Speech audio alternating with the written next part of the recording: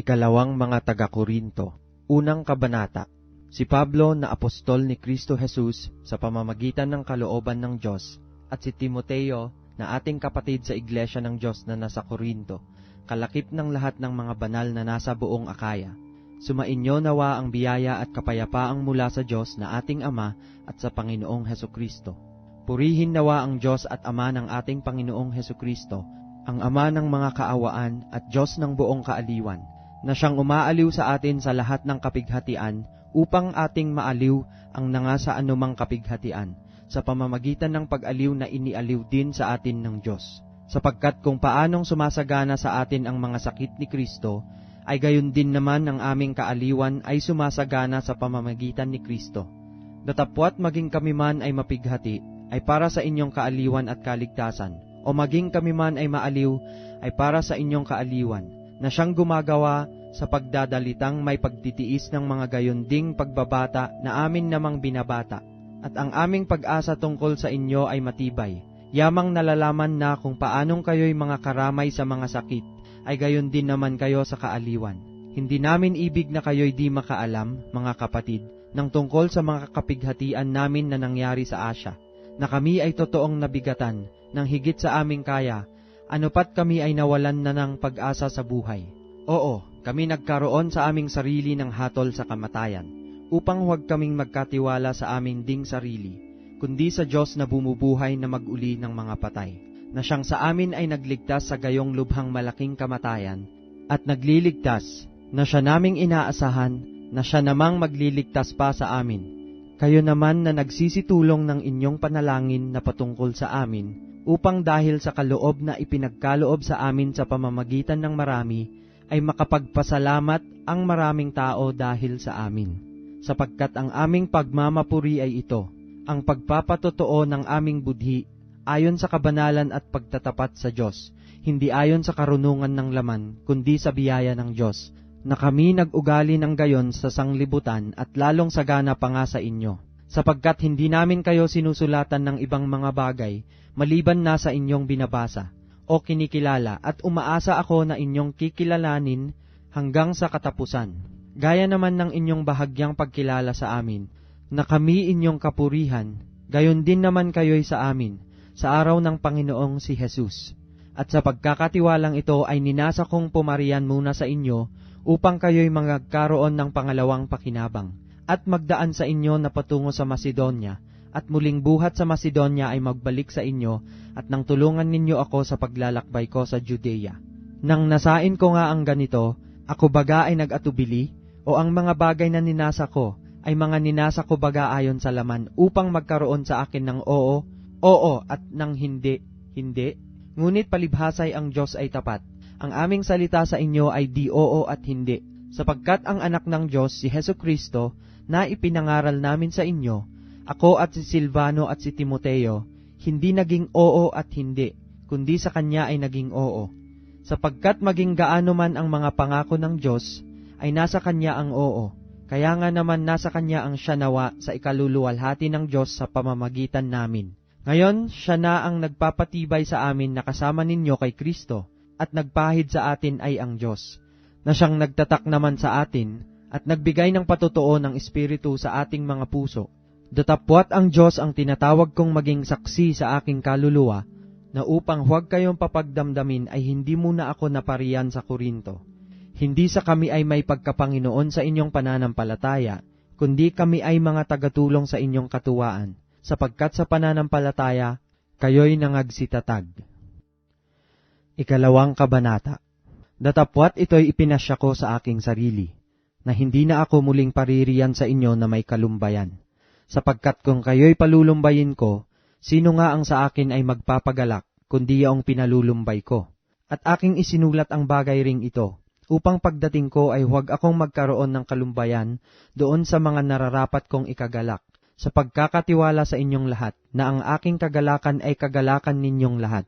Sapagkat sa malaking kapighatian at hapis ng puso ay sinulatan ko kayo na may maraming luha, hindi upang kayo'y palumbayin, kundi upang inyong makilala ang pag-ibig kong napakasagana sa inyo. Datapwat kung ang sino man ay nakapagpalumbay, hindi ako ang pinalumbay niya, kundi sa isang paraan ay kayong lahat, upang huwag kong higpitang totoo.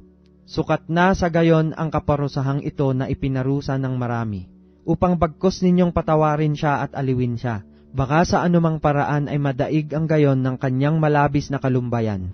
Dahil dito'y ipinamamanhik ko sa inyo, na papagtibayin ninyo ang pag-ibig sa kanya. Sapagkat dahil din sa bagay na ito ay sumulat ako, upang aking makilala ang katunayan tungkol sa inyo, kung kayo'y mga matalimahin sa lahat ng mga bagay. Datapwat ang inyong pinatatawad ng anuman ay pinatatawad ko rin naman, sapagkat ang aking ipinatawad naman, kung ako'y nagpapatawad ng anuman, ay dahil sa inyo sa harapan ni Kristo, upang wag kaming malamangan ni Satanas, sapagkat kami ay hindi hangal sa kanyang mga lalang. Nang ako'y dumating nga sa Troas dahil sa ebanghelyo ni Kristo, at nang mabuksan sa akin ang isang pinto sa Panginoon, ay hindi ako nagkaroon ng katiwasayan sa aking espiritu, sapagkat hindi ko nasumpungan si Tito na kapatid ko. Datapwat pagkapagpaalam ko sa kanila, ako'y napasa Macedonia. Datapwat salamat sa Diyos na laging pinagtatagumpay tayo kay Kristo, at sa pamamagitan natin ay ipinahahayag ang samyo ng pagkakilala sa Kanya sa bawat dako. Sapagkat sa mga inililigtas at sa mga napapahamak ay masarap tayong samyo ni Kristo sa Diyos. Sa isa ay samyo mula sa kamatayan sa ikamamatay, at sa iba ay samyong mula sa kabuhayan sa ikabubuhay. At sino ang sapat sa mga bagay na ito? Sapagkat hindi kami gaya ng karamihan na kinakalakal ang salita ng Diyos, kundi sa pagtatapat at gaya ng mula sa Diyos, sa harapan ng Diyos ay nagsasalita kami para kay Kristo. Ikatlong kabanata. Pinasisimulan baga naming muli na ipagkapuri ang aming sarili? O kami baga ay nangangailangan gaya ng iba, ng mga sulat na papuri sa inyo o mula sa inyo? Kayo ay ang aming sulat, na nasusulat sa aming mga puso, nakikilala at nababasa ng lahat ng mga tao. Yamang nahahayag na kayo'y sulat ni Kristo, na pinangasiwaan namin, hindi isinulat ng tinta, kundi ng Espiritu ng Diyos na buhay, hindi sa mga tapyas ng bato, kundi sa mga tapyas ng pusong laman. At ang gayong pagkakatiwala sa Diyos ay taglay namin sa pamamagitan ni Kristo. Hindi sa kami ay sapat na sa aming sarili, upang isiping ang anuman ay mula sa ganang aming sarili, kundi ang aming kasapatan ay mula sa Diyos, na sa amin naman ay nagpapaging sapat na mga ministro ng bagong tipan. Hindi ng titik, kundi ng Espiritu, sapagkat ang titik ay pumapatay, datapwat ang Espiritu ay nagbibigay ng buhay. Ngunit kung ang pangangasiwa ng kamatayan na nasusulat at nauukit sa mga bato ay nangyaring may kaluwalhatian, anupat ang mga anak ni Israel ay hindi makatitig sa mukha ni Moises dahil sa kaluwalhatian ng kanyang mukha, na ang kaluwalhatiang ito'y lumilipas. Paanong hindi lalong magkakaroon ng kaluwalhatian ang pangangasiwa ng Espiritu? Sapagkat kung ang pangangasiwa ng kahatulan ay may kaluwalhatian, ay bagkus pangang higit na sagana sa kaluwalhatian ang pangasiwang ukol sa katuwiran. Sapagkat katotohanang ang pinaluwalhati ay hindi pinaluwalhati sa bagay na ito, nang dahil sa kaluwalhatiang sumasagana. Sapagkat kung ang lumilipas ay may kaluwalhatian, ay lalo pang nananatili ay nasa kaluwalhatian. Yaman ngang mayroong gayong pag-asa ay ginagamit namin ang buong katapangan ng pananalita, at hindi gaya ni Moises, na nagtalukbong ng kanyang mukha upang ang mga anak ni Israel ay huwag magsititig sa katapusan niyaong lumilipas. Datapwat ang kanilang mga pag-iisip ay nagsitigas, sapagkat hanggang sa araw na ito, pagka binabasa ang matandang tipan, ang talukbong ding iyon ay nananatili na hindi itinataas, na ito'y naalis sa pamamagitan ni Kristo. Datapwat hanggang sa araw na ito, kailanmat binabasa ang mga aklat ni Moises, ay may isang talukbong na nakatakip sa kanilang puso. Ngunit kailanmat magbalik sa Panginoon, ay maaalis ang talukbong. Ngayon ang Panginoon ay siyang Espiritu, at kung saan naroroon ang Espiritu ng Panginoon, doon ay may kalayaan.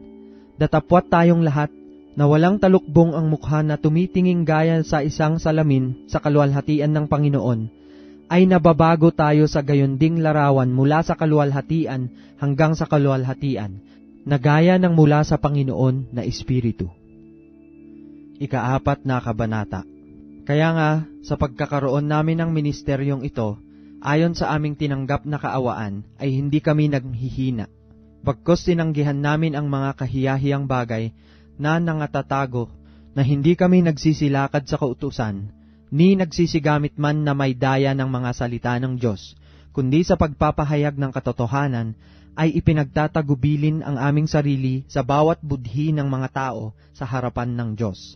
At kung ang aming ibanghelyo ay natatalukbongan pa, ay may talukbong sa mga napapahamak. Na binulag ng Diyos ng sanglibutang ito ang mga pag-iisip ng mga hindi nagsisisampalataya, upang sa kanila'y huwag sumilang ang kaliwanagan ng ebanghelyo ng kaluwalhatian ni Kristo na siyang larawan ng Diyos. Sapagkat hindi namin ipinangangaral ang aming sarili, kundi si Kristo Jesus na Panginoon, at kami ay gaya ng inyong mga alipin dahil kay Kristo. Yamang ang Diyos ang nagsabi, magniningning ang ilaw sa kadiliman, na siyang nagningning sa aming mga puso, upang magbigay ng liwanag ng pagkakilala sa kaluwalhatian ng Diyos sa mukha ni Hesukristo.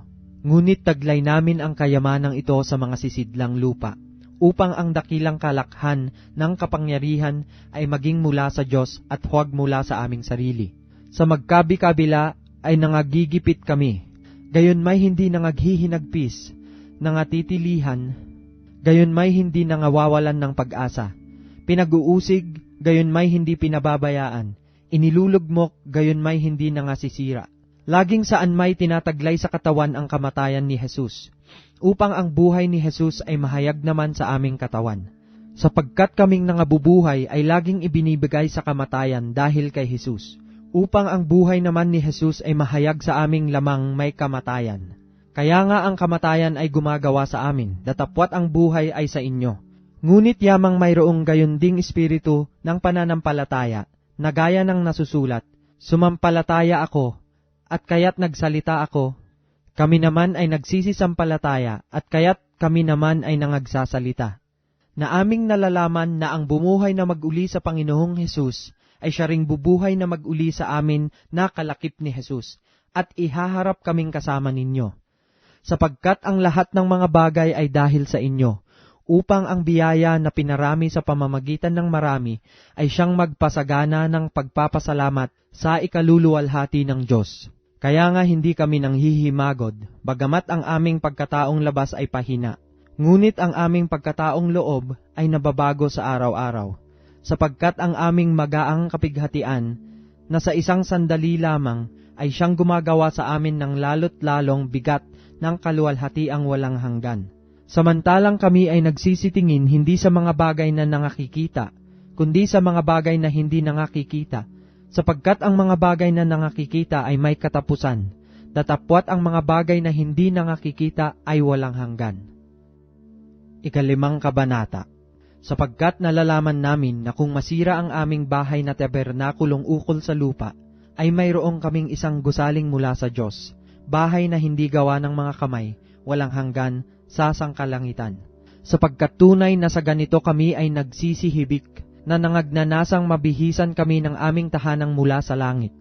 Na kung mabihisan nga kami niyaon ay hindi kami mga susumpungang hubad, sapagkat tunay na kaming nanga sa tabernakulong ito ay nagsisihibik, na nangabibigatan, hindi sa ninanasa naming maging hubad, kundi ninanasa naming kami bihisan, upang ang may kamatayan ay lamunin ng buhay.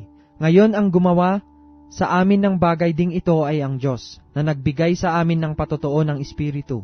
Kaya nga kami laging malakas ang loob, at nalalaman namin na samantalang kami ay nangasa tahanan sa katawan, ay wala kami sa harapan ng Panginoon. Sapagkat nagsisilakad kami sa pamamagitan ng pananampalataya, hindi sa pamamagitan ng paningin. Na malakas ang loob namin, ang sabi ko, at ibig pa nga namin ang mawala sa katawan, at mapasatahanan na kasama ng Panginoon. Kaya't ang amin namang pinagsisikapan, maging sa tahanan man o di man, ay maging kalugod-lugod kami sa Kanya. Sapagkat tayong lahat ay kinakailangang mahayag sa harapan ng hukuman ni Kristo, upang tumanggap ang bawat isa ng mga bagay na ginawa sa pamamagitan ng katawan ayon sa ginawa niya, maging mabuti o masama.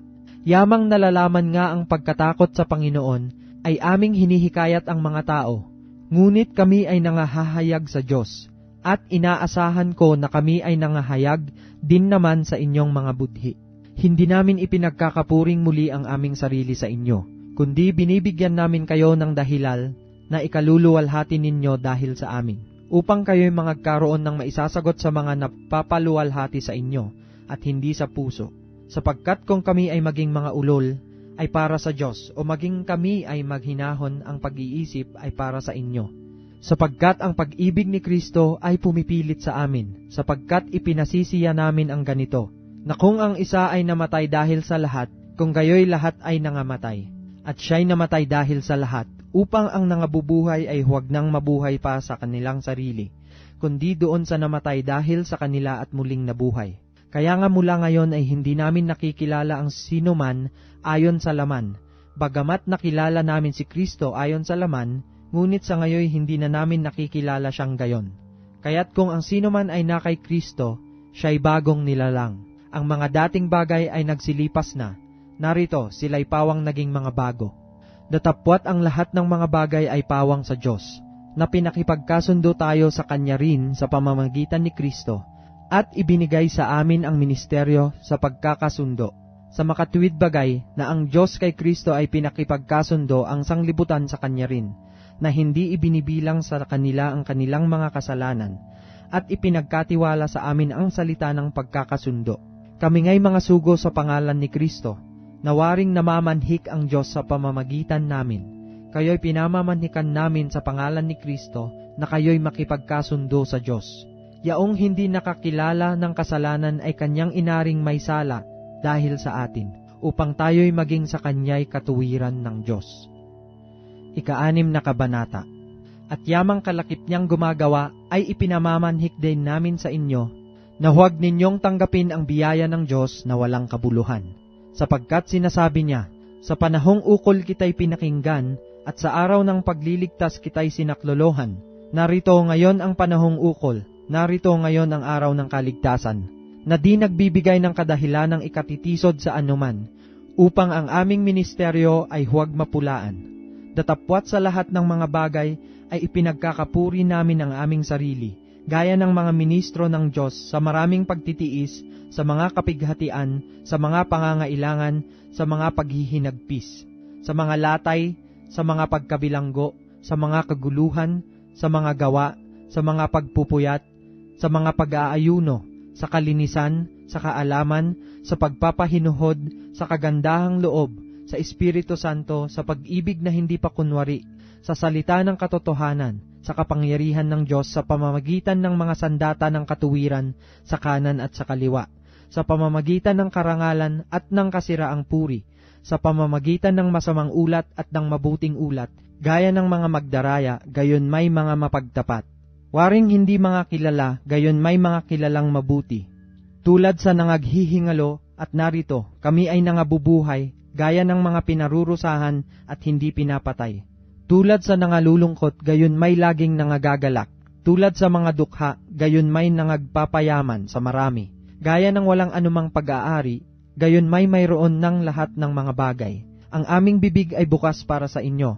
O mga taga-Korinto, ang aming puso ay lumalaki.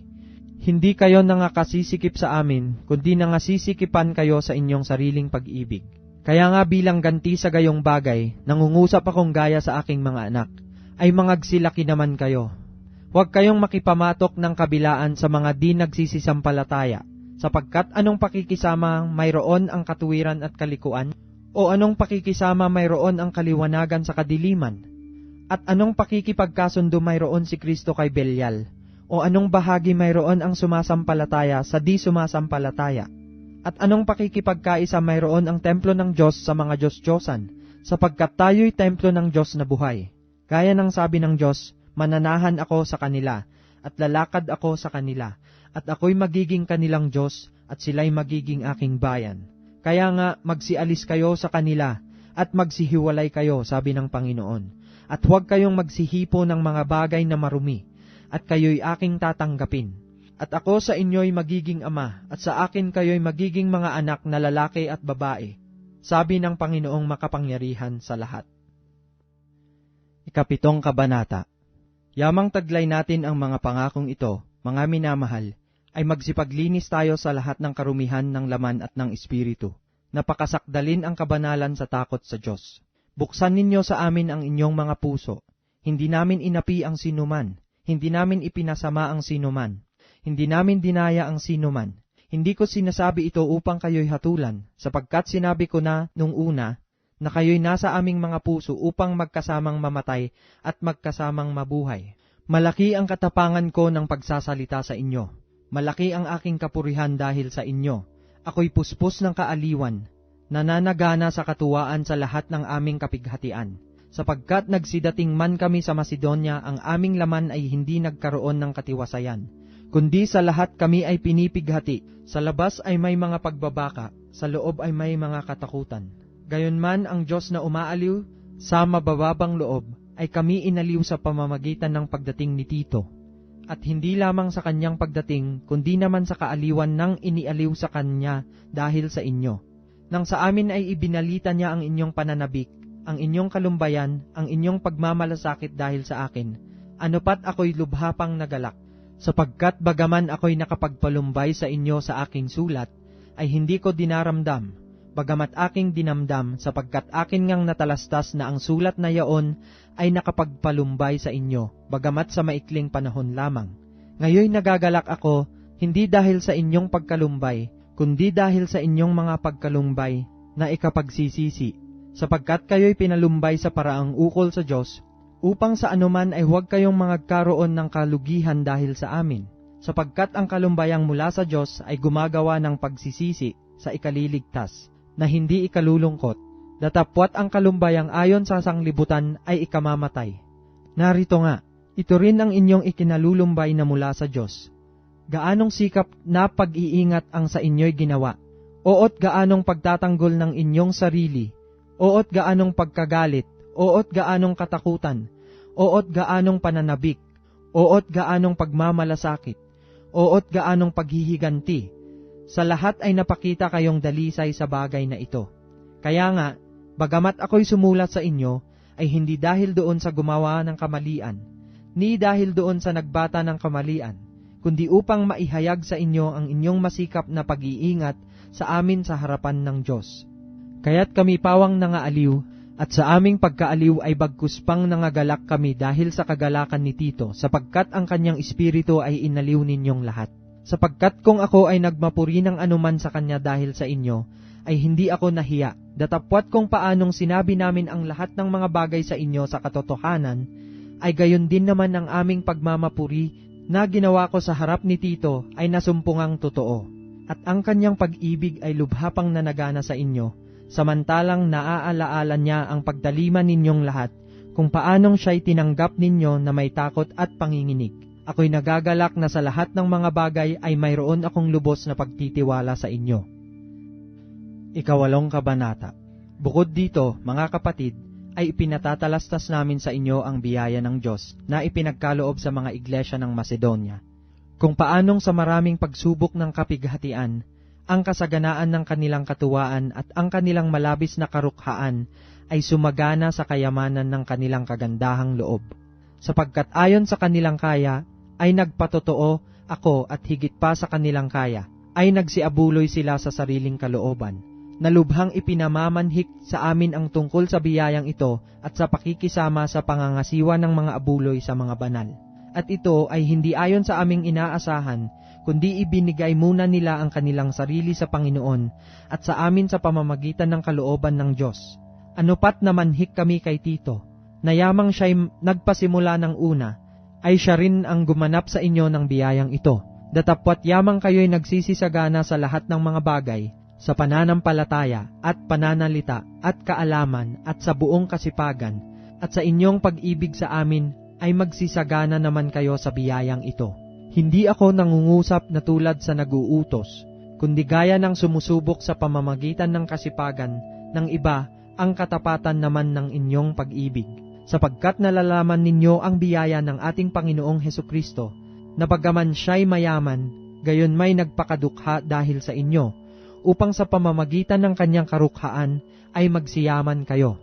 At sa ganito'y ibinibigay ko ang aking pasya, sapagkat ito'y nararapat sa inyo, na naunang nangagpasimula na may 1 taon na, hindi lamang sa paggawa, kundi naman sa pagnanais. Datapwat ngayoy tapusin din naman ninyo ang paggawa, upang kung paanong nagkaroon ng sikap ng pagnanais, ay gayon din namang magkaroon ng pagkatapos ayon sa inyong kaya. Sapagkat kung may sikap, ay tinatanggap ayon sa tinataglay, hindi ayon sa di tinataglay. Sapagkat hindi ko sinasabi ito upang ang mga iba ay magaanan at kayo'y mabigatan, kundi ayon sa pagkakapantay-pantay, ang inyong kasaganaan ay naging abuloy sa panahong ito sa kanilang kakulangan, upang ang kanilang kasaganaan naman ay maging abuloy sa inyong kailangan, upang magkaroon ng pagkakapantay-pantay. Gaya ng nasusulat, ang nagtipon ng marami ay hindi naglabis, at ang nagtipon ng kaunti ay hindi nagkulang. Datapwat salamat sa Diyos na naglalagay sa puso ni Tito niyaong masikap na pag-iingat sa inyo, sapagkat tunay na tinanggap niya ang aming pamanhik. Ngunit palibhasa'y lubha siyang masikap, ay napariyan sa inyo sa kanyang sariling kalooban. At sinugo naming kasama niya ang kapatid na ang kanyang kapurihan sa Ebanghelyo ay sa lahat ng mga iglesia. At hindi lamang gayon, kundi siya naman ang inihalal ng mga iglesia na maglakbay na kasama namin tungkol sa biyayang ito, na pinangangasiwaan namin sa ikaluluwalhati ng Panginoon, at upang ipamalas ang aming sikap, na iniilagan nito, na sino may huwag kaming sisihin tungkol sa abuloy na ito, na aming pinangangasiwaan.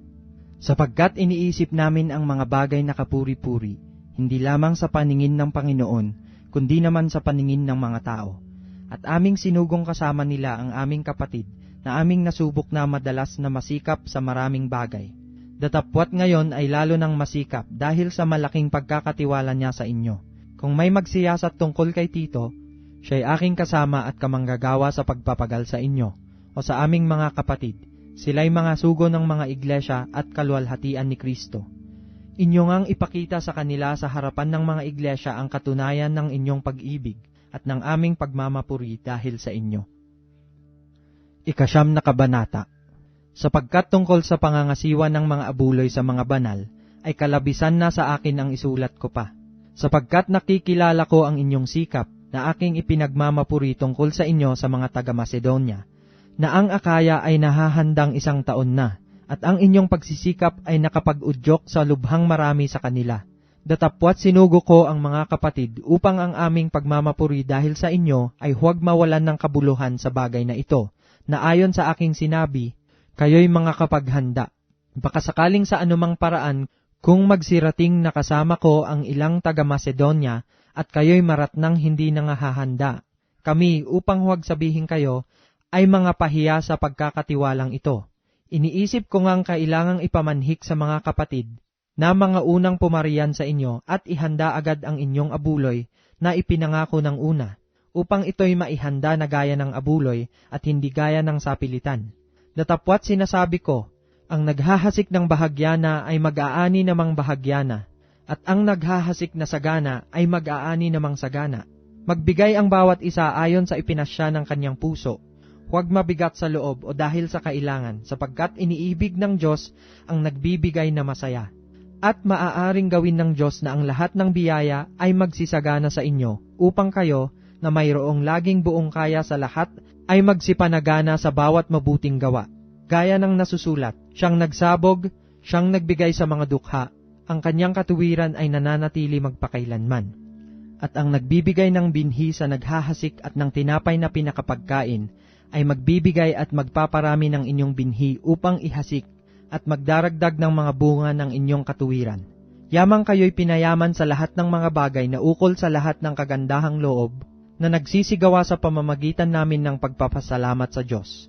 Sapagkat ang pangangasiwa sa paglilingkod na ito ay hindi lamang tumatakip sa pangangailangan ng mga banal, kundi naman umaapaw sa pamamagitan ng maraming pagpapasalamat sa Diyos. Palibhasay sa pagsubok sa inyo sa pamamagitan ng ministeryong ito, ay niluluwalhati nila ang Diyos dahil sa pagtalima ng inyong pagkilala sa Ebanghelyo ni Kristo, at dahil sa kagandahang loob ng inyong ambag sa kanila at sa lahat, samantalang sila rin naman, sa panalangin patungkol sa inyo, ay nananabik sa inyo dahil sa saganang biyaya ng Diyos sa inyo. Salamat sa Diyos dahil sa kanyang kaloob na di masabi. 10 kabanata. Ako ngang si Pablo ay namamanhik sa inyo alang-alang sa kaamuang loob at kapakumbabaan ni Kristo. Ako na sa harapan ninyo ay mapagpakumbaba sa gitna ninyo, ngunit ako'y lubhang malakas ang loob kung wala sa harapan ninyo. Oo, ako'y namamanhik sa inyo, upang kung ako'y nahaharap ay huwag akong magpakita ng katapangang may pagkakatiwala na ipinasya kong ipagmatapang laban sa ilang nag-iisip sa amin. Nawaring kami ay nagsisilakad ng ayon sa laman, sapagkat bagaman kami ay nagsisilakad sa laman, ay hindi kami nangakikipagbakang ayon sa laman. Sapagkat ang mga sandata ng aming pakikipaglaban ay hindi ukol sa laman, kundi sa harapan ng Diyos ay may kapangyarihang gumiba ng mga kuta, na siyang gumigiba ng mga maling haka at ng bawat bagay na matayog na nagmamataas laban sa karunungan ng Diyos, at bumibihag sa lahat ng pag-iisip sa pagtalima kay Kristo, at nangahahanda upang maghiganti sa lahat ng pagsuway kung maganap na ang inyong pagtalima. Minamasdan ninyo ang mga bagay na nahaharap sa inyong mukha. Kung ang sino man ay mayroong pagkakatiwala sa kanyang sarili na siya'y kay Kristo, ay muling dilidilihin ito sa kanyang sarili, na kung paanong siya'y kay Kristo, kami naman ay gayon din. Sapagkat bagaman ako ay magmapuri ng marami tungkol sa aming kapamahalaan, na ibinigay ng Panginoon sa ikapagtitibay sa inyo at hindi sa ikagigiba ninyo, ay hindi ako mapapahiya. Upang huwag akong wari, ibig ko kayong pangilabutin sa takot sa aking mga sulat. Sapagkat sinasabi nila, ang kanyang mga sulat ay malaman at mabisa, datapwat ang anyo ng kanyang katawan ay mahina, at ang kanyang pananalita ay walang kabuluhan.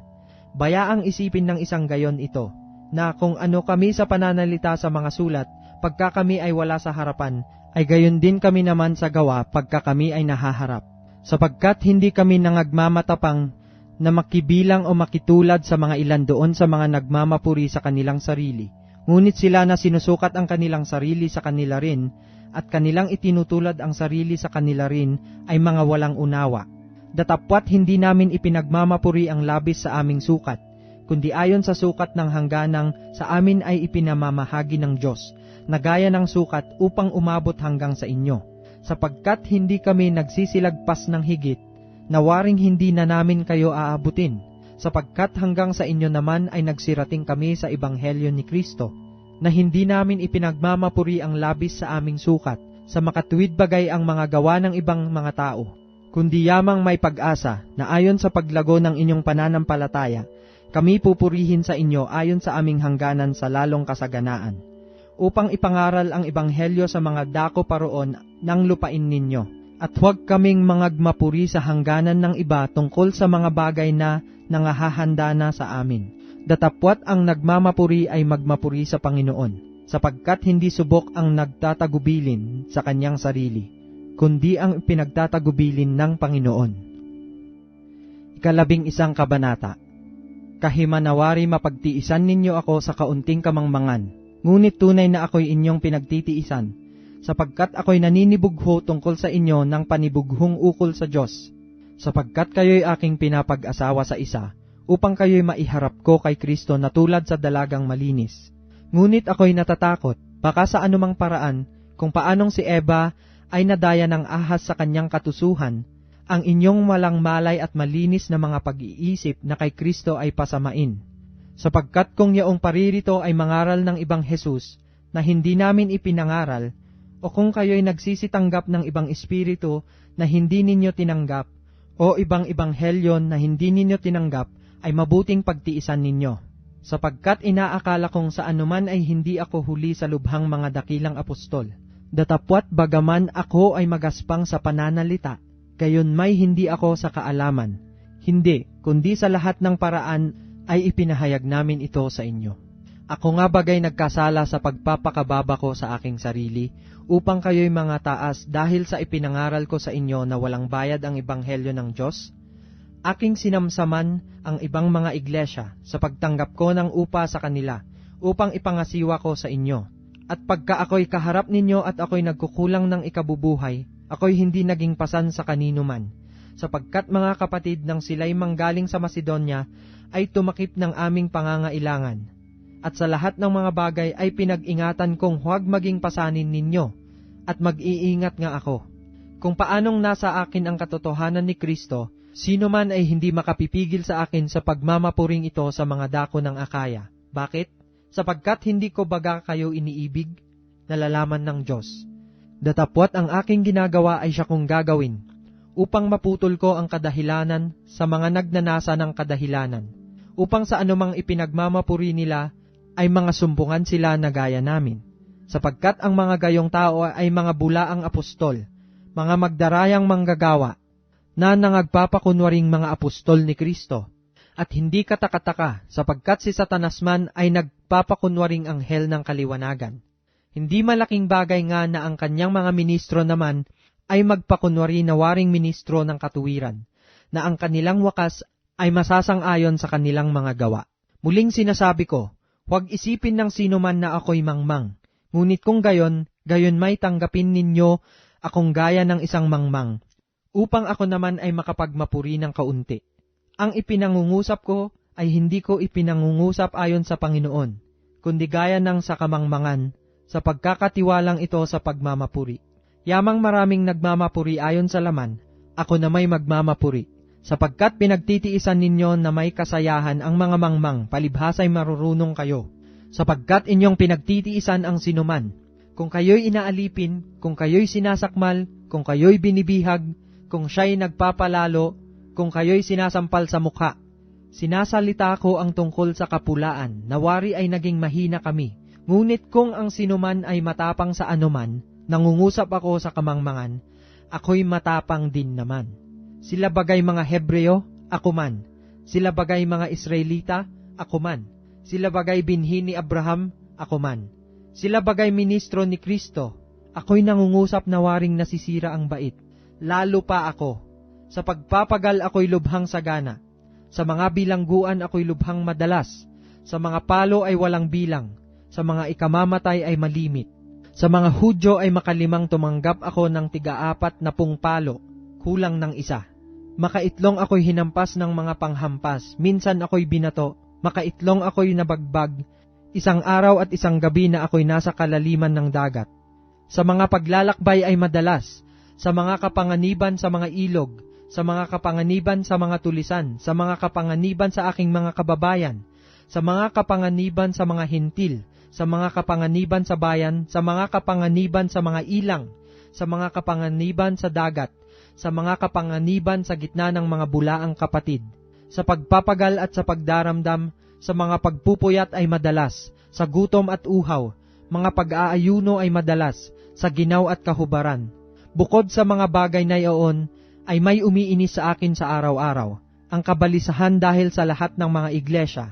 Sino ang nanghina at ako'y hindi nanghina? Sino ang napapatisod at ako'y di nagdaramdam?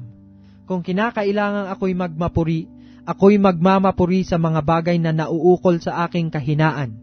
Ang Diyos at Ama ng Panginoong Hesus, na mapalad magpakailanpaman, ang nakakaalam na ako'y hindi nagsisinungaling. Sa Damasco ay binantayan ng gobernador na sakop ng Haring Aretas ang bayan ng mga taga-Damasco upang ako'y hulihin, at sa isang dungawan ay napahugos ako sa kuta, sa isang balaong at ako'y nakatanan sa kanilang mga kamay.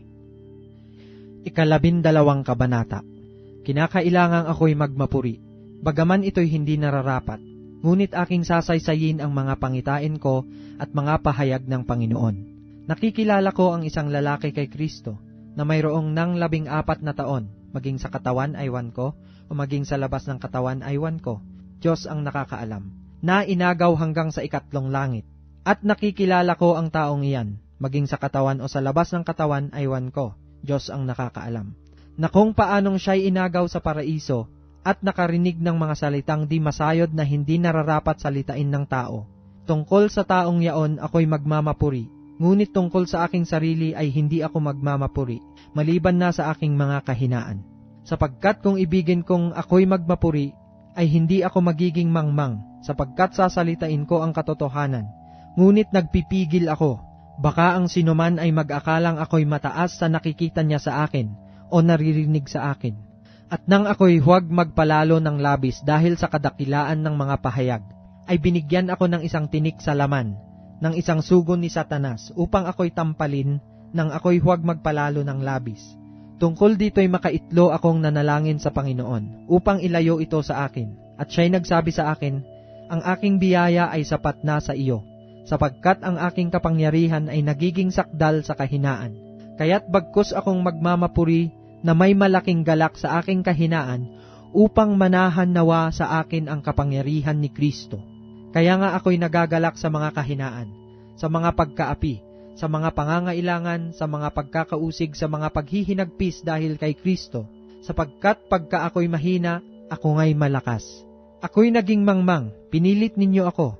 Ako sana'y dapat ninyong purihin, sapagkat sa anuman ay hindi ako naging huli sa lubhang mga dakilang apostol, bagaman ako'y walang kabuluhan. Tunay na ang mga tanda ng apostol ay pawang nangyari sa inyo sa buong pagtitiis, sa pamamagitan ng mga tanda at mga kababalaghan ng mga gawang makapangyarihan. Sapagkat ano nga ang inyong ikinahuli sa ibang mga iglesia, kundi ang ako'y hindi naging pasanin ninyo? Ipatawad ninyo sa akin ang kamaliang ito. Narito, ito ang ikatlo na ako'y handang pumarian sa inyo, at ako'y hindi magiging pasanin ninyo, sapagkat hindi ko hinahanap ang inyo, kundi kayo. Sapagkat hindi nararapat ipagtipon ng mga anak ang mga magulang, kundi ng mga magulang ang mga anak. At ako'y gugugol ng may malaking at paggugugol dahil sa inyong mga kaluluwa. Kung kayo'y iniibig ko ng lalong higit, ako bagay iniibig ng kaunti, datapwat magkagayon man, ako'y hindi naging pasan sa inyo, kundi dahil sa pagkatuso ko, kayo'y hinuli ko sa daya. Kayo bagay aking dinaya sa pamamagitan ng sinuman sa mga sinugo sa inyo? Pinamanhikan ko si Tito at sinugo kong kasama niya ang kapatid. Kayo bagay dinaya ni Tito? Hindi baga kami ay nagsilakad sa isang espiritu? Hindi baga kami ay nagsisunod sa gayon ding mga hakbang? Iniisip ninyo na sa buong panahong ito'y kami ay nangagdadahilan sa inyo. Sa paningin ng Diyos ay nangagsasalita kami sa pangalan ni Kristo. Natapwat ang lahat ng mga bagay, mga minamahal, ay sa inyong mga ikatitibay. Natatakot nga ako na baka sa anumang paraan, kung ako'y dumating ay kayo'y masumpungan kong hindi gaya ng ibig ko, at ako ay inyong masumpungang hindi gaya ng ibig ninyo. Baka sa anumang paraan ay magkaroon ng pagtatalo, mga paninibugho, mga kagalitan, mga pagkakampi-kampi, mga pagsirang puri, mga paghatid dumapit, mga kapalaluan, mga pagkakagulo.